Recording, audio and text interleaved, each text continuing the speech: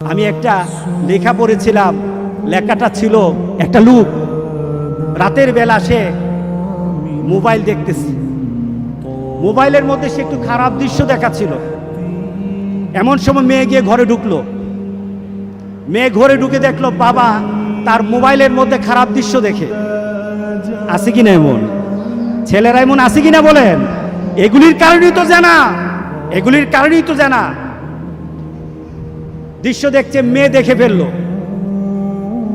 মেয়ে তখন বাবাকে বলল, বাবা তোমার লজ্জা লাগলো না? লজ্জা করে না?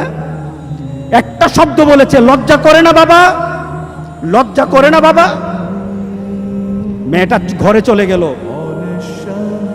সেই বাবা যন্ত্রণায় ভুগতে আরম্ভ করলো, আরে আমার মেয়ে দেখে ফেললো, আমার মেয়ে কি কথাটা বলেছে, লজ্জা করে না বাবা।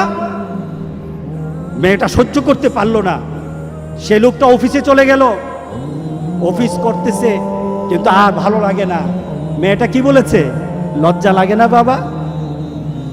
কিন্তু মেয়েটার যন্ত্রণায় সে হার্ট ফিল করলো, বাবার এই অবস্থা দেখে হার্ট ফিল করলো।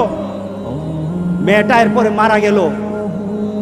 বাবা যখন বাড়িতে ফিরে আসলো, মেয়েটা বাবার মাথাটা নোয়া, লজ্জিত একটা মুখ। এখনই আমার মেয়ের সাথে দেখা হলে আমার কানে বাজতেছে, আমার মেয়ে আমাকে বলেছে লজ্জা লাগে না বাবা। আমি কিভাবে আমার মেয়ের সামনে যাব, আমি কিভাবে আমার মেয়ের সামনে যাব? এই চিন্তা যখন করতেছে, এমন সময় দরজা খোলার সাথে সাথে একটা চিৎকার শুনলো।